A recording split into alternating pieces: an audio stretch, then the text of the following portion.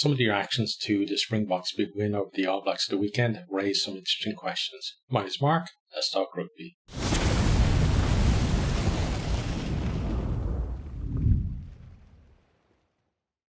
Okay, so there were kind of four major incidents or talking points that come out of the South Africa versus New Zealand game at the weekend. I want to talk, fairly briefly about each one, and maybe 3 or 4 minutes or so on each one. And then after this, then we're going to move on in other videos onto more, focusing on the upcoming Rugby World Cup. But if you want to continue the discussion down in the comments, absolutely, I'm happy enough to do that. So the first one that we have is the fact that Matt Williams came out on OTB, or off the ball, and he said that he believed that South Africa were abusing their bench by bringing on 7 forwards at the same time. So do I believe that that's true? And do I believe that South Africa should be allowed to bring on seven forwards, or have 7 forwards on the bench in the first place and bring them all on at the same time? So the answer to all of those is yes. So current rules are that on your bench, you need to have a specialist hooker, a specialist loose head prop, and a specialist tight head prop. And then you have 5 other replacements that you can make, and those can be made up of, forwards and backs, and it's up to the coaches to decide what way to go. And I think that's the way that it should be. We've got those 3 specialists, and then you have 5 free picks. And for me, if the Boks want to bring on, have 8 forwards on the bench and bring them all at the same time, that's fine too. And knowing that you risk then that if you have a couple of injuries in the backs, then you've got to play maybe a couple of flankers on the wings, and a decent team is going to be able to exploit that. So you're taking a risk by doing that, by having those players on the bench. Now we've seen teams now picking second receivers, kind of at 15, like second playmakers at 15, who can slot into 10. And that's why we're seeing maybe more forwards on the bench, because there's more versatility in the back line of players who can move and cover and stuff like that. But again, it's a risk, having so many forwards on the bench. If you have a string of injuries in the backs, then it could disadvantage you. So, there's pros and cons to that. Also, we need to remember that it wasn't a game where it was really tight and it was on a knife edge, and then South Africa brought on 7 forwards and suddenly blew away a tiring All Blacks pack. South Africa were on top pretty much throughout the entire game, and I would argue that they actually, the All Blacks actually came in the game more after the 7 forwards were changed. So I don't think it gave the Boks the impact that people think it did. And also, I think it's just the view, that sight of 7 forwards coming on all at the same time that kind of sticks out. It's a talking point. But yeah, for me, if you want to pick 8 forwards on the bench, it's fine. My worry is that we look at this and think, we need to actually have less. We need to either prescribe what you can do on the bench, or we need to reduce the number from 8 to 6 or to 5 or something that you can actually make. And what will happen is, I'm almost positive, is that we'll have a situation in the future World Cup, where a neutral, a team that neutrals like, maybe an Islands team or something like that, they fall foul of maybe a bit of an injury crisis, and then they have to finish the game with 14 players because they've run out of substitutes to bring on. So, it's very rarely the teams that, people who are calling for these rule changes, the teams that they're targeting, the likes of the Springboks, who actually lose out. It's other teams who lose out through, unforeseen consequences of rule changes. So for me, leave it as it is. If in the future you have a cogent argument for why we should reduce the number of substitutes, other than, the Springboks are abusing their bench in quotation marks, then I'm happy enough to see how that works in the game. The same way the bunker system as well. I'm going to talk about that now. So that's that one. Next, then, the bunker system isn't working, and the TMO is interfering too much. This is brought up by some New Zealand pundits. So first of all, the bunker system. When I heard about it first, I have to say I was skeptical. I liked the way things were working at the time, and I was worried that we interfere with it, and we, it wouldn't it wouldn't um, it wouldn't improve things. But I've now seen it all the way through the Rugby Championship, and I've watched most of the Rugby World Cup warm-ups, like, probably about, I'd say 70% of the Rugby World Cup warm-ups I've watched from every nation, not just tier one. And I have to say, I like it. I'm absolutely a convert to it. It actually, they were talking about it slows down the game. It doesn't. It speeds up the game, because referee makes his decision. He decides whether it's yellow for review, or red. The guy goes off. If it's yellow for review, then the foul play officer has 8 minutes to review it behind the scenes. Game continues on, comes back to the decision, and then that's it. So how is that slowing the game down? It's not. We have to compare it to the way things used to be, which would be like, let's say, Scott Barrett, he goes flying into that ruck at the weekend. TMO has spotted it. Game has to stop. Referee then has to go to the big screen. We then have, normally there's some kind of technical issue of they're not showing the right replay at the right angle, and etc., and there's some backwards and forwards of that, which wastes time. Then the referee will start asking for, I want to see it at full speed, or, show me that other angle. No, not that one. Show me the one before it again. Yeah, that's the one. Okay, yeah, I want to see that. Now, do we have any other angles, etc., and spend minutes and minutes doing it. Every time his arrival or the hit is played on the screen, you've got a very partisan crowd in Twickenham, so there's going to be lots of kind of boos, I think, from, what seemed like a mainly Springboks supporting crowd there, which potentially could influence the referee as well. And maybe suddenly, he's thinking, well, maybe is it a red rather than a yellow now here? And, so I think that the way the bunker system now is a big step up from where we were before. Is it perfect? No.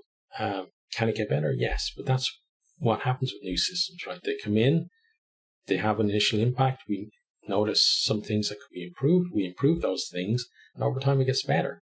And that's, I think, what's going to happen with the bunker system. Then the other thing, the TMO interfering too much. Well, we have to remember how we got here in terms of the TMO interfering, as they put it. So I remember the 2007 Rugby World Cup. I was actually there in France, and I remember the France versus New Zealand quarter-final.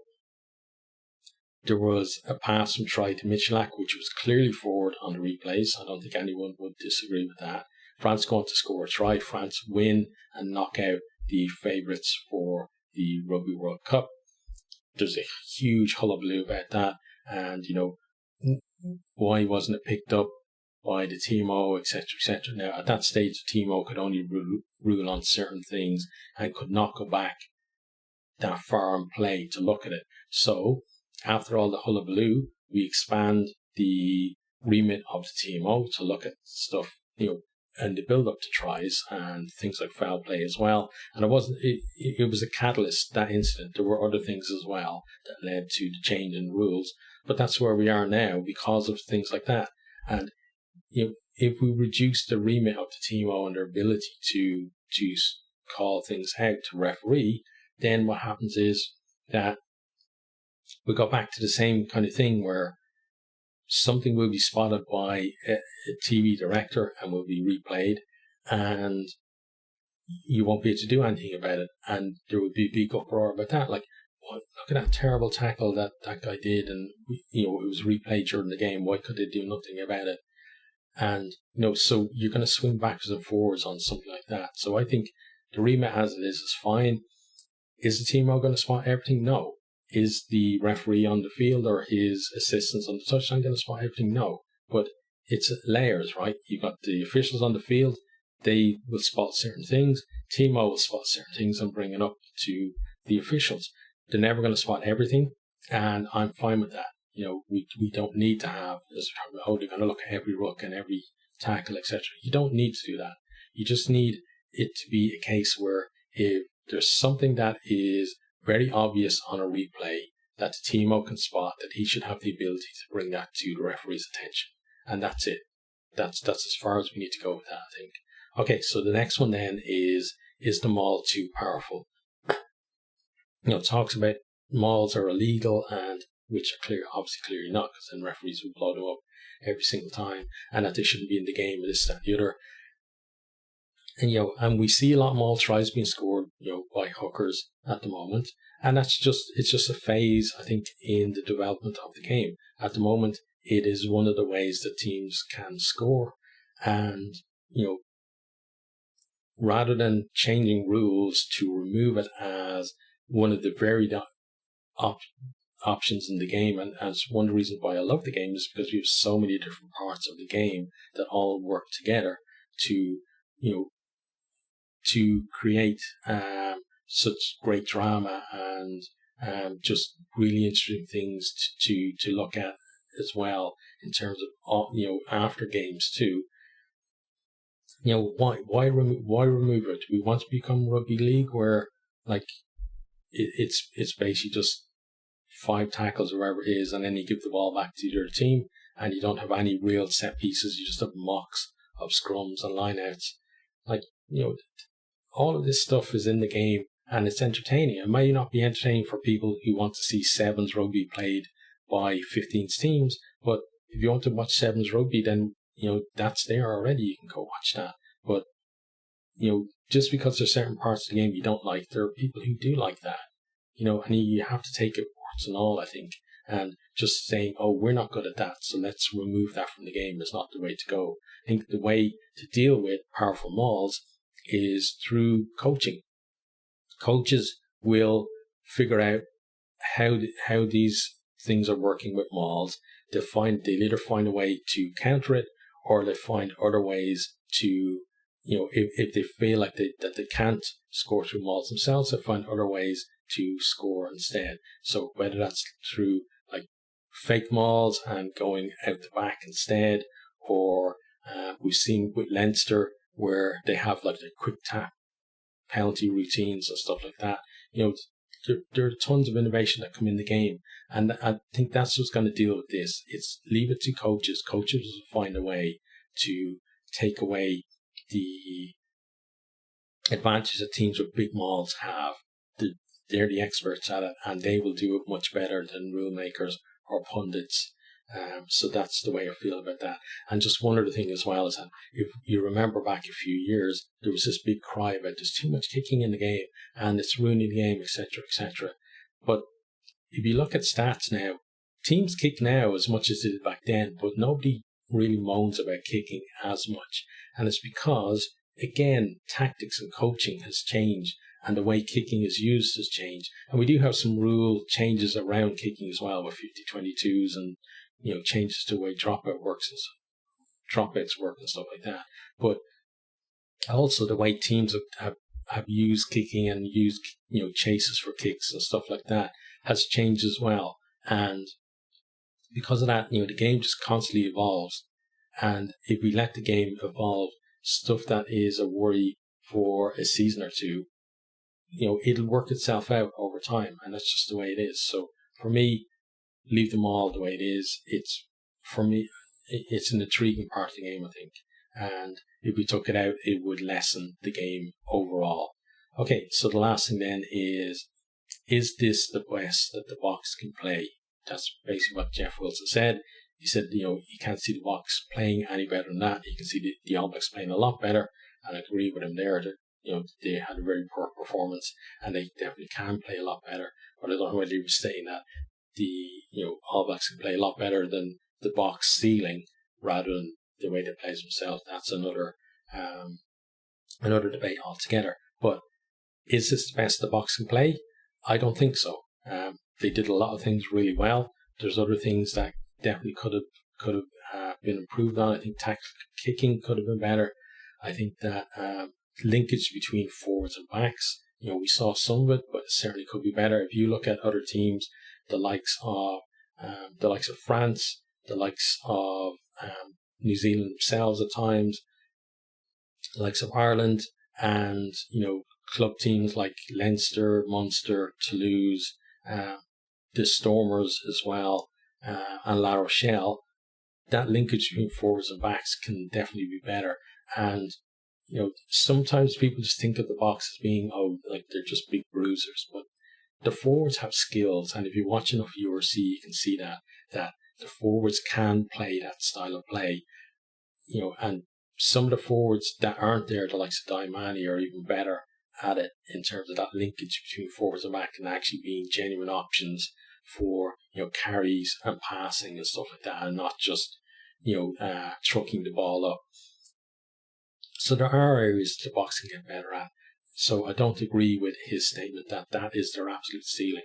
It was an exceptional performance, and they may not hit those heights again, too often, but they could still have got better. They still have, played better than they did. So I don't agree with it's the absolute ceiling that they could play. So those are the 4 things there. As I said, from here we're going to move on to videos that focus more on the build up to the World Cup itself. We'll do some stuff on kind of breakdowns of squads and things like that, comparing across each of the squads in the Rugby World Cup, so look out for those. But yeah, if you have any more comments on these, post them up. I'm very happy to discuss in a respectable manner down in the comments on any of these issues. I'm happy for people to disagree with me, and all I ask for is, if you do get into a discussion, just keep it respectful.